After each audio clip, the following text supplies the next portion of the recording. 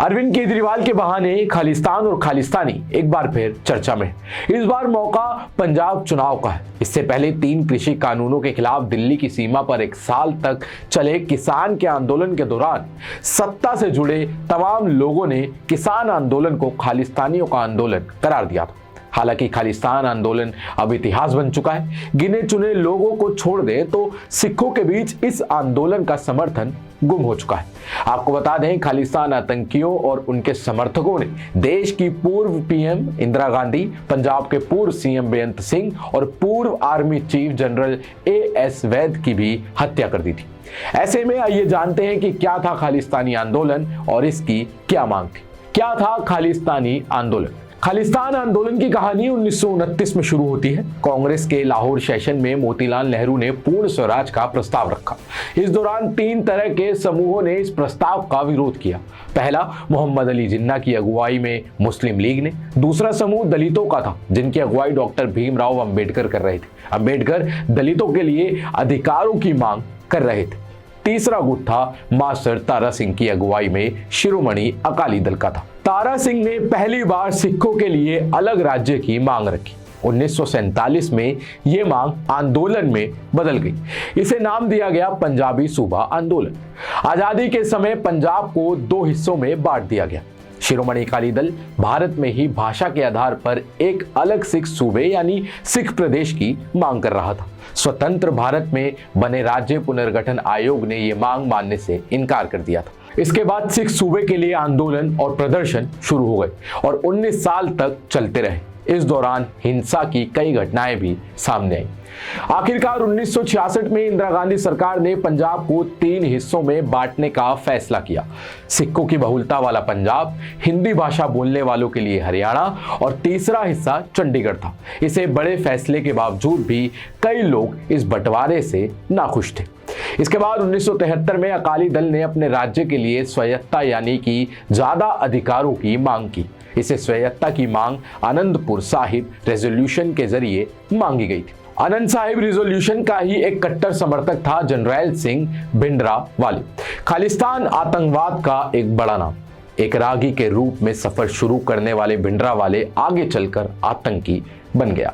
जाने माने सिख पत्रकार खुशवंत सिंह का कहना था कि भिंडरावाले हर सिख को 32 हिंदुओं की हत्या करने को उकसाता था। उसका कहना था कि इससे सिखों की समस्या का हल हमेशा के लिए हो जाएगा।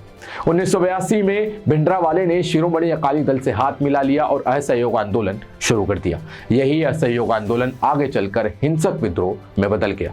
इस दौरान जिसने भी भिंडरावाले का विरोध किया वो उसकी हिट लिस्ट में आ गया और मारा गया। इसके बाद सुरक्षा बलों से बचने के लिए भिंडरावाले स्वर्ण मंदिर में जा घुसा।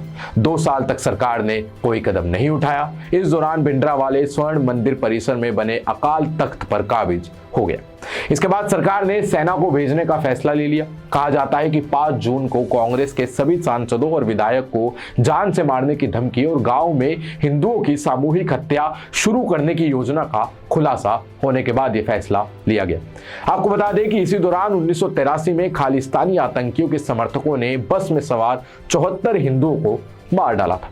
इसके बाद इंदिरा गांधी सरकार ने स्वर्ण मंदिर को भिंडरावाले और हथियारबंद समर्थकों से खाली कराने के लिए सेना का जो अभियान शुरू किया उसे ऑपरेशन ब्लू स्टार नाम दिया गया। 1 से 3 जून 1984 के बीच पंजाब में रेल, सड़क और हाईवे सेवा बंद कर दी गई। स्वर्ण मंदिर को होने वाली पानी और बिजली की सप्लाई बंद कर दी गई। अमृतसर में पूरी तरह कर्फ्यू लगा दिया गया। सीआरपीएफ सड़कों पर गश्त कर रही थी। स्वर्ण मंदिर में आने जाने वाली सभी एंट्री और एग्जिट पॉइंट को भी पूरी तरीके से सील कर दिया गया था। 5 जून 1984 को रात 10:30 बजे ऑपरेशन का पहला चरण शुरू किया गया था। स्वर्ण मंदिर परिसर के अंदर की इमारतों पर आगे से हमला शुरू किया गया। इस दौरान खालिस्तानी आतंकियों ने भी सेना पर खूब गोलियां बरसाई। एक दिन बाद जनरल के.एस. बराड़ ने स्थिति से निपटने के लिए टैंक की मांग की। 6 जून को टैंक परिक्रमा तक सीढ़ियों से नीचे लाए गए। गोलीबारी में अकाल तख्त के भवन को भारी नुकसान हुआ और कुछ घंटों बाद भिंडरावाले और उसके कमांडो के शव बरामद कर लिए गए। सरकार के अनुसार हमले में 493 आतंकवादी और नागरिक मारे गए थे। हालांकि कई सिख संगठनों का दावा है कि ऑपरेशन के दौरान कम से कम 3000 लोग मारे गए थे। ऑपरेशन ब्लू स्टार में निर्दोष लोगों की मौत होने के विरोध में कैप्टन अमरिंदर सिंह सहित कई सिख नेताओं ने कांग्रेस से इस्तीफा दे दिया और खुशवंत सिंह सहित प्रमुख लेखकों ने अपनी सरकारी पुरस्कार लौटा दिए। 4 महीने बाद 31 अक्टूबर 1984 को प्रधानमंत्री इंदिरा गांधी की उनके 2 सिख बॉडीगार्डों ने गोली मारकर हत्या कर दी और इसके बाद हुए 1984 में सिख विरोधी दंगे शुरू हो गए, जिसमें 8000 से ज्यादा सिख मारे गए और सबसे ज्यादा दंगे दिल्ली में हुए। एक साल बाद 23 जून 1985 में कनाडा में रह रहे खालिस्तानी समर्थकों ने एयर इंडिया की फ्लाइट को बम रखकर उड़ा दिया। इस दौरान 329 लोगों की मौत हो गई और बब्बर खालसा के आतंकियों ने इसे भिंडरावाले की मौत का बदला करार दिया और 10 अगस्त 1986 को ऑपरेशन ब्लू स्टार को लीड करने वाले पूर्व सेना प्रमुख जनरल AS वैद की पुणे में 2 बाइक सवार आतंकियों ने हत्या कर दी थी। खालिस्तान कमांडो फोर्स ने इस हत्या की जिम्मेदारी भी ली थी और 31 अगस्त 1995 को एक सुसाइड बॉम्बर ने पंजाब के CM बेअंत सिंह की कार के पास खुद को उड़ा लिया था। इसमें बेअंत सिंह की भी मौत हो गई थी। सिंह को आतंकवाद का सफाया करने का श्रेय दिया जाता था। तो ये था खालिस्तान को लेकर एक छोटा सा एनालिसिस जो हमने आपको बताया।